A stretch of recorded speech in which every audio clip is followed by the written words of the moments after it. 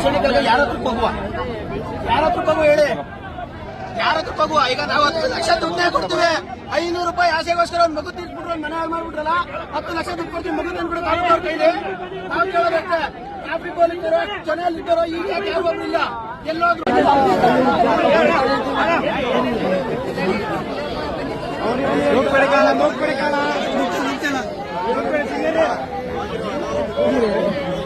ಪರಿಹಾರ ಘೋಷಣೆ ಮಾಡಬೇಕು. ತಂದೆ ತಾಯಂದರಿಗೆ ಪೋಷಕರಿಗೆ ಅದೊಂದು ನ್ಯಾಯ ಸಿಗುವ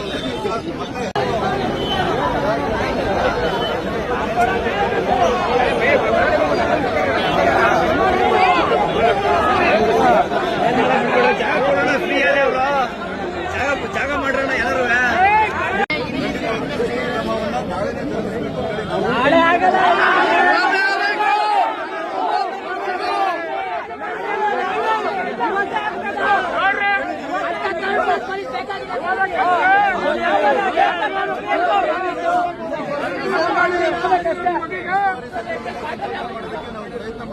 ಅಂತ ಕೇಸ್ಗಳಾಗಿರೋದು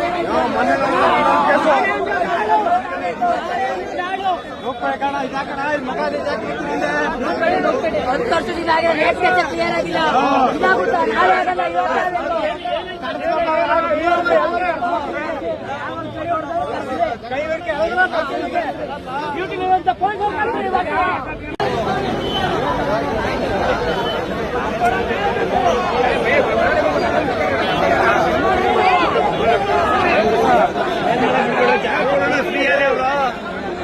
ಜಾಗ ಮಾಡ್ರಣ ಎಲ್ಲರೂ ಕೈಲಿ ನಾವು ಕೇಳೋದಕ್ಕೆ ಟ್ರಾಫಿಕ್ ಪೊಲೀಸರು ಜನ ಇದ್ದಾರೋ ಈಗ ಯಾಕೆ ಯಾರು ಒಬ್ರು ಇಲ್ಲ, ಎಲ್ಲೋದ್ರು?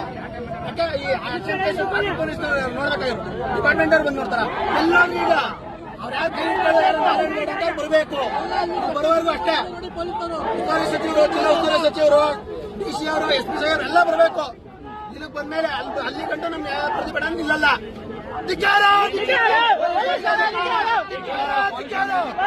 ಸಪೋರ್ಟ್ ಮಾಡಕ್ ಯಾವ ಊರಾದ್ರೇನು, ಯಾವ ಊರಿನ ಯಾವ್ಯಾವ ಅಂತ ಕೇಳ್ತಾರೆ ಪೊಲೀಸರು. ಯಾವ ಊರಾದ್ರೆ ಸರ್ ನ್ಯಾಯ ಕೇಳಕ್ ಯಾವ ಊರಾದ್ರೇನು, ನ್ಯಾಯ ಕೇಳಕ್ ಯಾವ ಊರಾದ್ರೇನು, ಯಾವ ಊರಾದ್ರೇನು ಸರ್? ಮಂಡ್ಯ